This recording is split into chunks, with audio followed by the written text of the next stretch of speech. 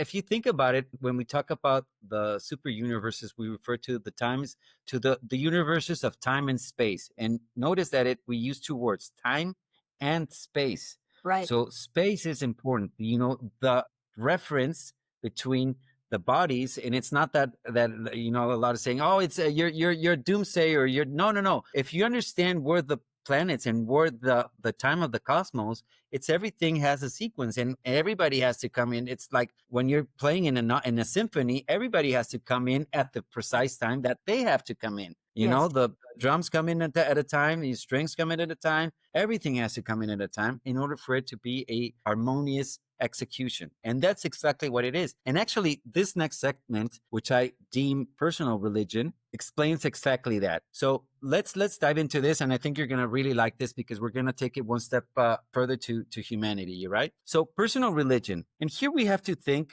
and the way that humanity has seen that we have to unify under one banner and one word religion, that's really the opposite. If you come to think about, if God really the best or the greatest gift that God gave us is our personality, the ability to be unique in the world. It's really, there's nothing that is us, that's the biggest gift, our personality. So if God gave us a personality, why are we trying to conform everybody, all personalities, to conform to one religion, one interpretation of that relationship with God? Wouldn't it be better to have each of one of those fragments, each one of those personalities that God created, have its own own personal interpretation, own personal relationship with God, and then together create this mosaic of interpretations of relationships and paint this beautiful personal religion where everybody is incorporated. And I always say this: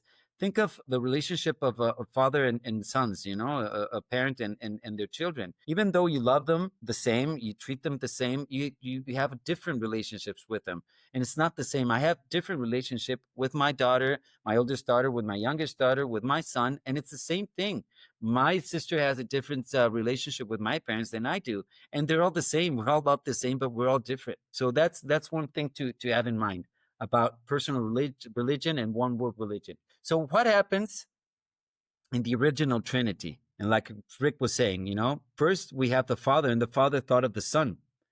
And then together, that's point two. And think about this. What happens? How does life start? It's when one cell starts to separate. The same cell just divides. And then suddenly a third cell comes out. Well, a third sequence comes out, two more cells.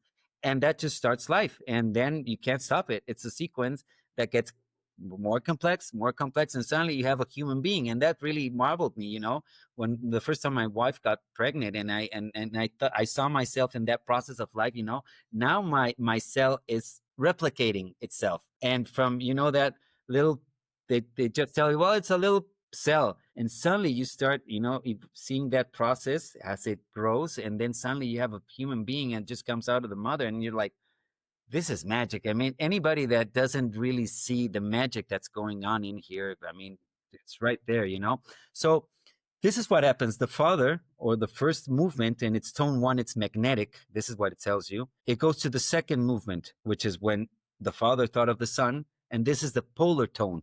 The polar, what it does, it separates. And then together, the Father and the Son came up with the infinite spirit, the third person, right? And that, and together, they made that movement, that third movement, in which in the Solkin, in the Mayans, they call it the electric. So now what happens when you put electricity in a system? It activates it. It makes it stand alone. It's sufficient. And what do these three do? Together, they make combinations, within each other, 7 combinations actually, and they create paradise. They create the central universe. They create the framework where everything later interacts, and everything that comes from their minds, from their creation, and together is the foundation of what we call the central universe, or heaven. And then from there, everything stems out. And then, I'm not going to get into all those details because, as the numbers go higher, it gets more complicated. But those 4 movements are basic, and look at what I just told you about the previous, the sequence of 4 years. Everything goes into 4 years. So we start to see the pattern of numbers, 3, 4, and so on. So Just to sum up here, and in this concept of how, from these 13 tones, and we're going to be talking about them later, but how these three tones, or these 13 tones, everything is created. But the four essential ones are the Father, which is the personality, that's a gift, the Son, which is the spirit, and the eternal spirit, which is the mind. And then we have the central universe, which is the basis for all pattern. Well, before I forget, I wanted to bring up what you were saying about the vibrations of Mm-hmm. the being that that really made me remember how interested I am in biorhythms. Okay. There are different cycles. I don't know if you're familiar with them, but there are different life cycles that begin at birth, and they are different densities, and the physical is the most frequent that it repeats. But there's also an intellectual and an emotional and a spiritual cycle. The Japanese have kind of perfected the science to be very predictable, and I've seen that it really my life really relates to it. I can sense when I'm feeling those things, and I go check, and sure enough, there's something going on there. So I think there are patterns that maybe we're not quite so aware of, but that they're going on, and they begin at birth. Anyway, so about that, we'll let you discover a little more later. But from the tutor, I was asking about personality.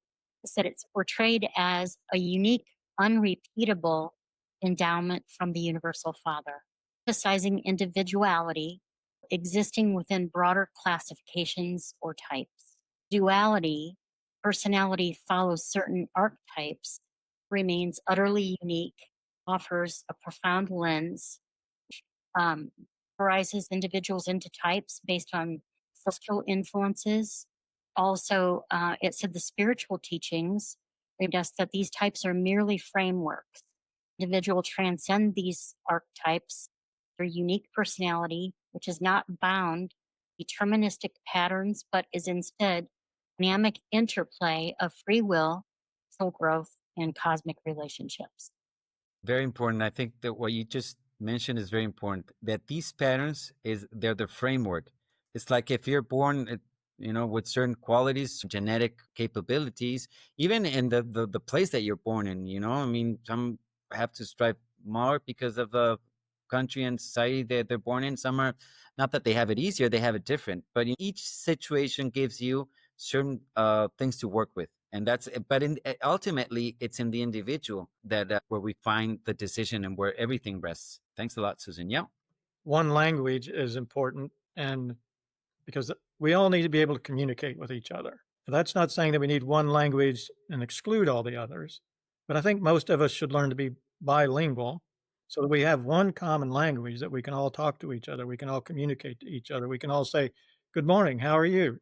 We can all do that and not pass each other through the grocery store and not be able to even say hello or good morning to each other. So I think that's why it's important to have the one language thing. But then you ask about the one religion. Why is that important? And how could we do that with these 13 tones or 13 personalities? I think what you're referring to there. How can we do that, and why would that be important? Well, it's back to what you said after that is the personal religion. And that gets to, in one of our other sessions, we talked about the difference between belief and faith. We can all have different beliefs, but we all have the same faith. And that personal religion is that faith that we have. We all believe in God. We all have our own personal relationship with God. That's that's true religion, your personal relationship with God. So we can all have various beliefs. I like to sometimes talk about, like the thing with baptism. Some people believe that you could be sprinkled and that's good enough. Some people need to be dunked and that sort of thing. And some people believe you don't need to be baptized at all. That's okay. But basically, we all have that one underlying faith where we trust God in our life to help us be moral people, good people, do the right thing. And so I think that's the difference there, that we can have this one religion because it's your personal relationship with God. And we all have that. But we can have this diversity of these 13 different personalities or these 13 different tones through the belief system, that we can all believe different things. And as long as we're accepting of that, that we accept the fact that, well, you believe this and I believe that, and that's okay. But there's a saying about being unity, but not uniformity. We can all be united in a personal religion, but not uniform in our beliefs. So I think that's an important thing to remember, I think. Yeah, it is. It is. Thank you. If we all know the importance of Jesus on our planet, so we're not going to go into that, but we know one thing. If Jesus did not approve of something, he would not have revealed one entire paper on the world religions. If to have different religions was not a good idea, I don't think he would have sat with Kneeland and gone into, they give us a description of the basic religions that were there at the time. And again, you mentioned 13, 13, 13. You mentioned 13, Santiago. Rick, you mentioned 13. If we think of Jesus with his 12 apostles, 13. And I was looking at the paper at the time of Jesus, there were 12, there were 10 religions mentioned in the paper, the world religions. And we know there's two that have added to that list because at the time, Islam did not exist. And now the Baha'i religion, which is also a beautiful religion, and that's 12. And what could be the third one? How about the UB religion, which is the religion of, you will see what I mean, because religion comes from the etymology means again, like in French, refaire, when the teacher goes, va refaire ton travail, it means go redo your homework because you didn't do it well. So means again, and legare, link. So to link again. And so we've been living with external religions that were teaching about God outside, angels outside, everything spiritual is outside. Now, what does the revelation of the Urantia book reveal? Is that we have our inside religion, religare with our thought adjuster, the fragment of God that indwells all of us, whatever creed, color, race, country, whatever. So it's again 12 plus 1, 13.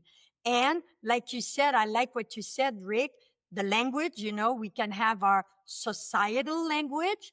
The Chinese speak Chinese or Mandarin or whatever it is. Russians speak Russian, but a planetary language, which is the unifying language. And so to me, I see the UB religion, if I can say just quote unquote, it's the religion that will link everyone, or the revelation that will link everyone together, not only together as the true brotherhood of man, but also as above, so below. What did you say? As within, so without. So the same thing, without the kingdom of man, but within, it's that religare, relink with that divine fragment that have, like in an interview I did a couple of weeks ago. Oh, I think you know about that interview when I talked about turning the switch on. Humanity is discovering that we have a divine switch that just needs to do one thing, click, to turn it on. So we're not just in the human mode, but we're in the human divine mode, HD mode. Just like I said, machines have HD mode, high definition.